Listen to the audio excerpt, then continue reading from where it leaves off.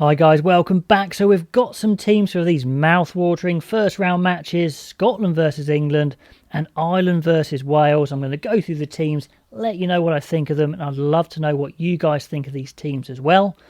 And if you haven't already joined me for the Fantasy Rugby Leagues, please get involved. There's already 5 leagues going, 4 of them are full already, so we're on 400 odd people entered, so please do enter. The 5th league still has about 70 odd spaces left, and I will open more if needs be, but you need to do that before the first game starts, of course, so please get involved. Winner I will give a training shirt to. So let's get into these teams. Scotland, very settled, as we expected, just a few calls there. Turner makes the cut at 2. A lot of you guys said that would happen at hooker with McInally on the bench. You are absolutely right. Gilchrist comes in to partner Gray, but pretty much as is with that Scottish pack, as it was last year. Very settled, very dynamic. They'll be up for taking on this English pack, which we'll talk about in a bit, which is a bit changed and a bit lighter as well.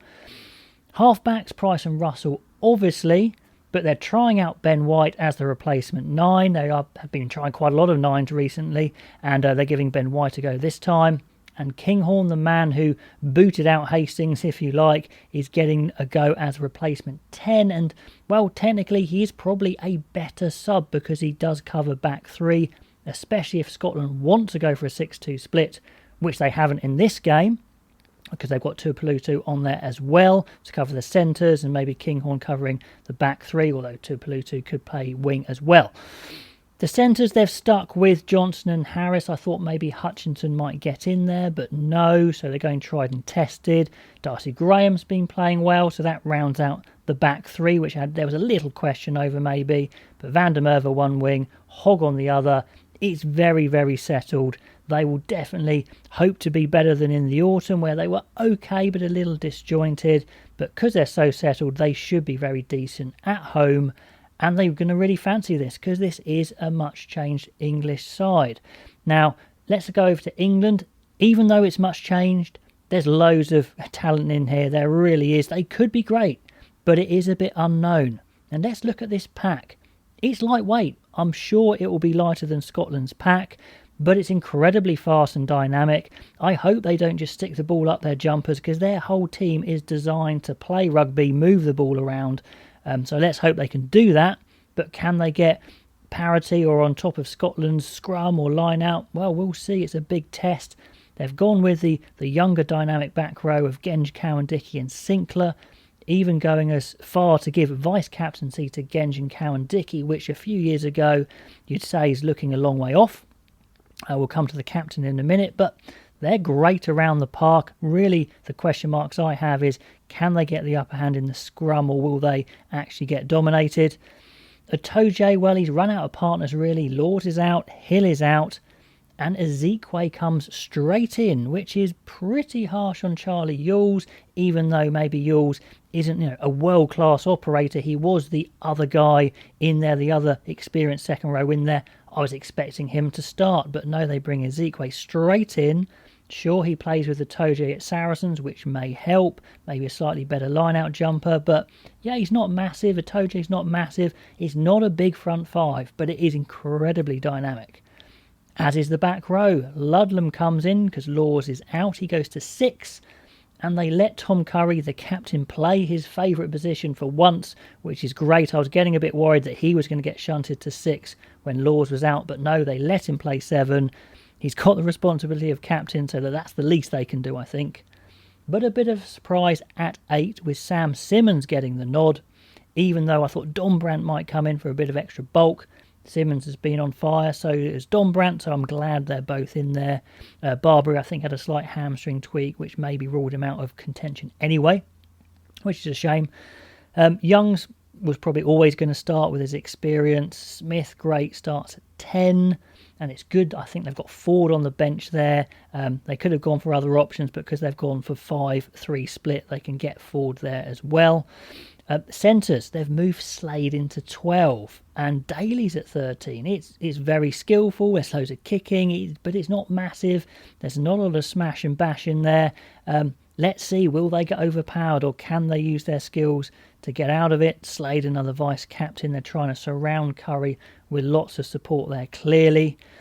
Daly, I think he plays really well at 13. He played pretty well at 13 on the Lions tour, of course, until that South Africa game. So that's a little bit of a toss-up, but he's a good player. And they've got Marchant in there, even though he's just come back into training. He's that good. They want to get him in the team, and he is that skillful. Maybe he would have played 13 if he trained all week. But they've got him on the wing, along with Malins and Stewart. And my goodness me, it's probably your best high ball back three. Very skillful, so much kicking. But probably not as much out-and-out pace as maybe you'd like. Maybe not as much size as you'd like. So it's a very interesting England team. Lightweight, skillful, fast, could play some great rugby, but will they get dominated? We shall see. They've got some big boys on the bench with Marler and Stewart, the experience of George, so it's a pretty solid front row to bring on if things are going a bit south. Randall's there as well, which should speed up the tempo. I think him and Ford coming on is a really great combination of halfbacks coming on, and great to see Jack now there as well. He's been playing really well. I'm sure he'll slot in onto the wing, and Marchant might go into the centres if needed. So let me know what you think of those selections and how you think this game is going to go. I mean, I think it's finely balanced. England are probably always going to be favourites because of the sheer number of players they have available, but Scotland are at home, they're settled, it's as good as it's going to get for them.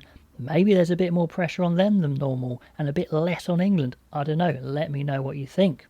On to the Irish versus the Welsh. Now, on paper, this looks all Ireland, but you never know with Wales. And looking at their team, Wales have got some really dangerous backs, especially. The forwards, I'm a little worried about, actually. I think Ireland could do a number on them there. If they can get some decent ball to their backs, they've got a lot of power and pace, a lot of skill as well. It could be exciting, but it just looks like a slightly better outfit for Ireland. But anyway, let's have a look. Porter, Kelleher, Furlong, their first choice front row. I expect big things of them, and I think that's fair to do so. Tyburn gets the nod there. I think Henderson's a bit injured in the second row. He's such a good player. Love to see Tyburn play. Ryan's playing well as well, so it's a really good front five, and their back row just picks itself. Doris van der Fleer and Conan, all in great form, all nice balance, give a bit of everything. It's good. It's as good as it's going to get for Ireland. They're at home. Wales have got a lot of injuries, a lot of younger players as well. They should win. They should do. But if Wales win, it will be a huge result for them. It's going to be absolutely fascinating. Both captains are fly halves. We've got Sexton there and Bigger. Gibson Park retains 9 for Ireland, and yeah, he is incredibly good at getting the ball away quickly, which makes sense. Aki gets the nod at 12, and there's no Henshaw at all. I don't know if that's an injury thing or just Aki's the better player at the moment, and many of you guys said that in the comments, so fair enough there. But we get Hansen and Conway on the wings, which is a little bit of a shock, but Hansen's been on fire, so that's fantastic. But, no Balakoon, that's a little bit disappointing for me maybe, but Conway's playing great. So many guys to pick from. Keenan's been so good at fullback, no need to drop him. So it's a very, very good starting 15 for Ireland. Things to mention on the bench, we've got Baird there, who I really want to get loads of game time coming into the second row, or maybe even the back row if they need it. They can move Byrne to back row as well. Murray and Amani still sticking around there, the old stages. There's plenty of experience on that bench, as is Healy, so there's quite a lot of caps on the bench. Carberry they want fit. He is their go-to second choice number 10, plus he can play fullback as well. And Hume's there to have a crack at the centres to try and break up that partnership and get his foot in the door. So it looks really good for Ireland. There's not a lot missing from that team. Let me know what you think. I especially like the forward pack. On to Wales. I think it was always going to be that front three, certainly that front row of Wyn Jones, Elias and Francis. It's their best front row. Is it going to be good enough to take on Ireland? I don't know.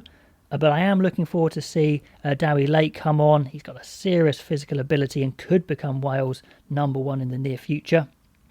Second row is okay. Rowlands and Beard, they're decent, but I'm not so sure they're going to get the upper hand against Ireland. But it's a very exciting back row. Jenkins, Basham and Wainwright all played well in the autumn. I thought they're all young, they're quick, it's exciting. But again, maybe they're lacking a little bit of bash in that pack. Are they going to struggle for go forward? We'll see. They've got a bit of go forward in the back line because they've moved Adams into 13. Now, they did the same with George North, which was looking really good until he got injured. They needed to do something in the centres, I thought. So I think it's worth a go. Even if it doesn't come off, I think it's worth trying Adams in there. It's going to be tricky when it comes to defending, but we'll see how he does. He's got the physical ability for sure, and Tompkins is a live wire and a good distributor. So it could work, absolutely. McNichol comes in onto the wing. He's very skillful, very assured under the high ball, as is Liam Williams. And then you've got the out-and-out pace of Reece Zammit. So it's super dangerous, but can their pack give them that decent ball? On the bench, particularly Moriarty coming back, I think is a great thing for Wales. Gives them a bit of edge there coming off the bench physically. Gareth Davis and Sheedy are good at speeding up a game. Watkin there covering the centres. A little bit of a shame for Jonathan Davis not even making the bench. I don't know if he's fully fit. If he is, that's a bit of a slight on him, really, saying you can't even make the bench. So that's a bit of a hard call, even though I didn't think he would be starting. So let me know what you think of those teams. Do you think it's going to be Ireland all the way, or do you give Wales a chance? Let me know about the Scottish team and the English team as well, and join that Fantasy Six Nations if you want to. Link in the description below, and I will catch you guys next time.